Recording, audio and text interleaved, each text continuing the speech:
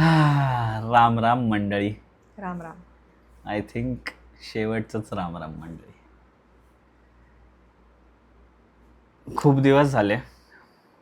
I think लास्टचे जे streams होत्या किंवा लास्टचे काही काही व्हिडिओज होते त्याच्यामध्ये वैष्णवीनी असं बोललं होतं की तुम्हाला एक महत्त्वाची इन्फॉर्मेशन द्यायची आहे, आम्हाला महत्त्वाची इन्फॉर्मेशन द्यायची आहे. आणि तो व्हिडिओ कधी बाहेर आलाच नाही. पण आज फायनली आम्ही म्हटलं की नाही, खूप झालं. जे काय आहे ते तुमच्यासमोर आम्ही ठेवून देतो आता. फायनली जे काय आहे ते. तर मागचे थोडेसे महिने जरा खूप धावपळीमध्ये वगैरे जात होते वैष्णवीसाठी, माझ्यासाठी. त्याच्यामध्ये आपलं ब्लॉगिंगचं चॅनल सारखं बाहेर जा, ब्लॉग्स करा, म्हणजे इतकं त्याच्यामध्ये टाकायला लागत होतं. आणि त्याचबरोबर जॉब पण हँडल करा. तर कसं सांगू, म्हणजे आता 9 to 5 जॉब पण करायचा, त्यानंतरून विकेंड्सला बाहेर पण जायचं, शूट करायला, हे करायला. ठीक आहे, स्टार्टिंगला आम्हाला जमत होतं हे सगळं करायला. पण थोडंसं कुठेतरी आता त्याचं प्रेशर फील व्हायला लागलं आम्हाला की बाबा नाही का, ब्लॉग करतोय, ते ब्लॉग एडिट पण स्वतःच करावं लागतं. बिकॉज तुम्हाला माहिती आहे आपलं चॅनल काही एवढं मोठं नाही आहे आत्ता. सो सगळं स्वतःच आम्हाला दोघांना करावं लागत होतं. आणि त्याचं कुठे ना कुठेतरी आम्हाला प्रेशर फील झाला. त्या प्रेशरच्या ह्याच्यातच आम्ही हावाला पण डिसिजन घेतला की आम्ही पुण्याला निघतो आहे म्हणून. बिकॉज आमच्या दोघांकडनं थोडंसं हँडल नव्हत्या होत गोष्टी. आणि अजून दुसरं सांगायचं म्हणजे तर आपला ब्लॉगचा चॅनल खूप छान चालतो आहे, सुंदर चालतो आहे. पण आय थिंक आत्ताच्या करंट सिच्युएशनला बिकॉज आपलं यूट्यूबमधनं तेवढं इन्कमही येत नाही आहे आणि आम्हाला 9 to 5 करणं इम्पॉर्टंट आहे. बिकॉज तुम्हाला माहिती आहे आपल्यावरती घराचा EMI आहे. तर 9 to 5 करणं आता करंटच्या सिच्युएशनमध्ये थोडंसं इम्पॉर्टंट आहे.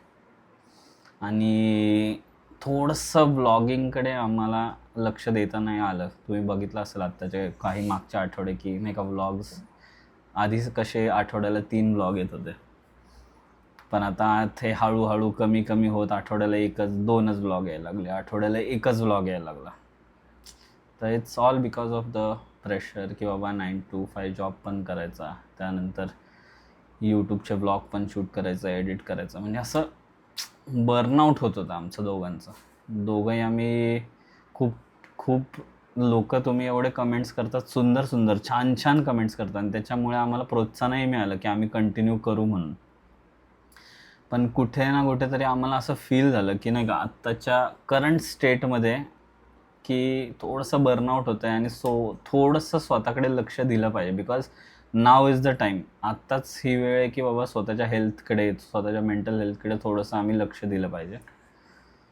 म्हणून आम्ही थोडंसं एक छोटासा निर्णय घेतला आहे. त्याच्या आधी वैष्णवी, पहिले मी बोलतो की आत्तापर्यंत जितक्या लोकांनी सपोर्ट केला त्यासाठी खरंच तुमचे धन्यवाद. Thank you so much.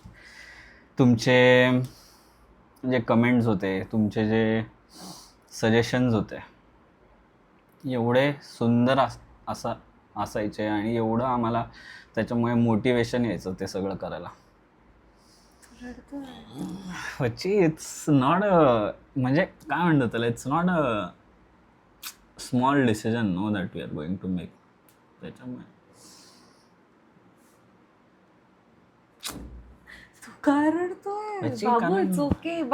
But aren't you happy की मला कंटिन्यू करू दे. आणि सॉरी, जरा थोडंसं असं इमोशनल झालं, पण चला हसी मजाक मध्येच घेऊया, कारण आपला शेवटचा व्लॉग असणार आहे. पण तर जरा नॉर्मल ह्याच्यामध्ये काय म्हणतात त्याला, ह्याच्यामध्ये करूया, काय म्हणतात त्याला, चांगल्या एंडिंगवरती, चांगल्या नोटवरती एंड करूया. सो मला एवढं सांगायचं आहे की थँक्यू, तुम्ही सगळे एवढ्या सुंदर कमेंट्स करायचे, एवढं आम्हाला प्रोत्साहन केलं. खूप सारे लोक आम्हाला बाहेर भेटले, बँगलोरमध्येही भेटले, पुण्यामध्येही भेटले आणि मुंबईमध्येही भेटले. आम्हाला आमच्याशी येऊन बोलले, आम्हाला हाय केलं. त्याच्याबद्दल आम्हाला खरंच खूप सुंदर वाटलं, तुम्ही आमच्याशी बोलले वगैरे.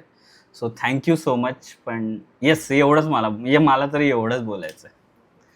मी हेच म्हणते की असं नाही की तुम्ही आम्हाला अजिबात नाही बघणार. ऑफकोर्स इंस्टाग्राम अकाउंट्स वगैरे सगळं आता प्रायव्हेट होतील, बिकॉज इफ तिथे काय डिलिव्हरच नाही करणार आहे तर काय फायदा. बट स्ट्रीमिंगमध्ये थोडी मला मज्जा येते अँड स्ट्रीमिंगमध्ये मे बी कंटिन्युटी राहील. तर जर कोणाला गेमिंग आवडत असेल, but it will be more of a serious content, म्हणजे असतं मस्ती पण कधी कधी, but it will be me alone, तिथं चैतन्य नसेल. सो तो माझ्या एकटीचा चॅनल असणार आहे, चैतन्याचा नसणार आहे. सो तर स्ट्रीमिंग जर तुम्हाला आवडत असेल, मला एकटीला बघायला आवडत असेल, देन यू कॅन तिथं तुम्ही सबस्क्राईब करू शकता. अदर दॅन दॅट अजून मेजर रिझन हा पण आहे की आता आम्ही बिकॉज पुण्याला शिफ्ट होतोय तर आम्हाला जॉब शोधावे लागतात. तर खूप साऱ्या जॉब्समध्ये अलाउड नसतं जर तुम्हाला दुसरीकडनं कुठनं इन्कम येत असेल तर. जसं की आता यूट्यूब आमचं मॉनिटाइज्ड आहे तर it gets counted as a second income. तर ते जेव्हा कंपनीजला कळतं की आम्ही दुसरं प्रोफेशन पण आहे तर त्यांना असं वाटतं की आम्ही तर लक्ष नाही देऊ शकणार आणि ते आमच्याकडनं मग बॉन्ड वगैरे पण साईन करून घ्या असं म्हणतात. तर खूप सारे जॉब आमचे त्याच्यामुळे पण मिस आउट झाले ऑपॉर्च्युनिटीज. आणि करंटली एक पेमेंट येणं मंथली म्हणजे सॅलरी येणं इज मोर इम्पॉर्टंट दॅन युट्यूबमधनं यू नेव्हर नो येणार पण येणार की नाही. तर मग ते बॉन्ड साईन करणं आम्हाला जास्त प्रॅक्टिकली बरोबर वाटतं. बिकॉज चैतन्याच्या इंडस्ट्रीमध्ये तर डेफिनेटली ते बॉन्ड साईन करून घेतात. तर तो पण एक one of the major reason की आमचे खूप ऑपॉर्च्युनिटीज मिस होत आहेत. बिकॉज वेनेवर त्यांना कळतं की अरे आम्ही युट्यूब करतोय आणि हे करतोय तर ते म्हणतात की नाही मग तुम्ही इथं लक्ष नाही देऊ शकणार किंवा तुम्ही you cannot earn by both the ways असं काहीतरी मून लाइटिंग वगैरे म्हणतात. पण मून लाइटिंग मध्ये नाही मोडत. बेसिकली त्यांचं असं म्हणणं असतं की इफ तुमचं चॅनल मॉनिटाइज्ड आहे तर ते डुअल एम्प्लॉयमेंट मध्ये वगैरे काउंट होतं. काही कंपनीजमध्ये नाही.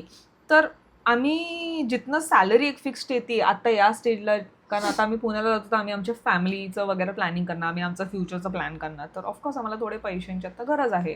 घराचं EMI झालं, हे झालं, म्हणजे खूप सारे फॅक्टर्स आहे. आम्हाला वाटलं होतं यूट्यूब 1 वर्ष आपण कंटिन्युटी ठेवू, हे करू, बट लोक पण म्हणतात की खूप अंडररेटेड आहात तुम्ही असं तसं. पण काय माहिती, मे बी ते स्ट्राईक नाही बसत आहे, मे बी यूट्यूब पुश नाही करते व्हिडिओ, का करता पण असेल पण लोकांना नसेल आवडत. तर ते पण थोडं एक सेल्फ डाऊट पण आलता आम्हाला की मे बी नाही आमचं कॉन्टेंट इतकं भारी, त्याच्यामुळे 1 वर्ष देऊनही सातत्याने एका आठवड्यात 3 ब्लॉग प्रत्येक 1 वर्ष अख्खा टाकला, बट स्टील अजून 10,000 सबस्क्रायबर्स पण नाही झाले. तर मग कुठं ना कुठे आम्हाला पण असं एक रियालिटी चेक भेटला की may be this is not for us. तर ते पण एक कुठं ना कुठं होतं. जॉबचं, बर्नआउटचं खूप रिझन्स आहेत. त्याच्यामुळे आम्ही ह्या कन्क्लुजनवरती आलोय. आणि स्ट्रीमिंग पण मला जितकं जमेल आठवड्यातून 1-2 वेळा यायला, हे ते म्हणजे एक ते ठेवायला, ते जमलं तर करू, नाही बघू, म्हणजे ते पण फिक्स नाही. स्ट्रीमिंगचा वैष्णवीने का थोडंसं ठेवलं, बिकॉज सीन काय होत होतं की स्ट्रीमिंग करण्यामध्ये आता जे ती गेम स्ट्रीम करते ना त्याच्यामध्ये जास्त एडिटिंग वगैरेचं काही नाही, फक्त बसायचं, गेम खेळायचं आणि उठायचं, म्हणजे 2 ते 3 तासाचं काम असतं ते. पण ब्लॉगिंगचं जितकं तुम्हाला दिसतं ना, जरी तो तुम्हाला 24 मिनिटाचा किंवा 15 मिनिटाचा किंवा 10 मिनिटाचा जरी व्हिडिओ असेल ना, तर त्याच्या मागं दिवसभराचं शूट असतं. त्यानंतर तुम्हाला 1 ते 2 तास एडिटिंगला द्यावे लागतात. मग थंबनेल एडिट करा, मग ते सेट करा, स्केड्यूल करा, मग एक रील उचला जी तुम्ही इंस्टाग्रामवरती टाकणार, युट्यूबवरती टाकणार. रीलमध्ये ही वेगळे एडिटिंगचे प्रकार असतात. सो टाइम जातो यार. आणि खूप कष्ट केले आमच्या बाईने, त्याने खूप ट्राय केलं. म्हणजे रील्स तर अजून सुद्धा तिचे खूप जास्त छान व्हायरल जातात. पण रील्स पण तुम्ही जर बघितले तर 200-300K असे मिनिमम व्ह्यूज असतात. 1-2 लाख मिनिमम व्ह्यूज असतात फॉर अ चॅनल विथ फक्त 29,000 फॉलोअर्स. जे लोकांचे 100K फॉलोअर्स आहेत ते तितके व्ह्यूज येतात जितके मी देते. मला ह्याचा घमंड नाहीये, पण मी सांगते ते करून सुद्धा जर मला नाही भेटत तर मे बी मीच कुठेतरी कमी पडते. हा मला रियालिटी चेक थोडासा आम्हाला तेच रिअलाइज झालं की may be this is not for us. कारण किती आपण कष्ट टाकले, 1 वर्ष झालं टाकतोय. असं नाही मध्ये आम्हाला की आम्हाला सिल्वर बटनच द्या किंवा आमचे 1 मिलियनच होऊ दे, बट सीन काय माहितीये का, असं नाहीये की आम्हाला युट्यूब आवडत नाही किंवा इंस्टाग्राम आवडत नाही, दोन्हीही आवडते आम्हाला, करायला मजा येते आम्हाला. बट रियालिटी चेक जेव्हा असतो, म्हणजे तुम्हाला जबाबदारी असते, रिस्पॉन्सिबिलिटी असते, तर त्याच्यामुळे आम्ही ह्या डिसिजन वरती आलोय. आता तरी फक्त घराची रिस्पॉन्सिबिलिटी आहे. पुण्याला गेल्यानंतर आम्हाला माहिती, जेव्हा आम्हाला आमची फॅमिली प्लॅनिंग करायची असेल तर त्याचीही रिस्पॉन्सिबिलिटी असणार आहे. वी नो की किती सगळं महाग झालंय, आई वडिलांनाही सांभाळायचंय, घरही सांभाळायचंय, तर कुठे ना कुठे.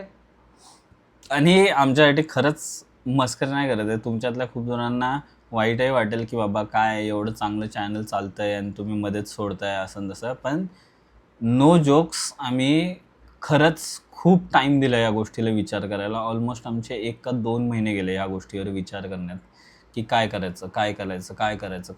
पण आता फायनली आज आम्ही हा डिसिजन घेतला की बाबा आम्ही लेट्स डू इट. आणि आता वन शॉट व्हिडिओ शूट करणार, मी याच्यामध्ये एडिटिंग वगैरे पण नाही करणार. वी बोथ वर लाईक की आपण फक्त गप्पा मारून सांगू जे काय आहे ते. त्याच्यामुळे मी चैतन्याला टोकलं पण नाही, बिकॉज पहिल्यांदा तो आय थिंक इतका एक्सप्रेसिव्ह झालाय ना.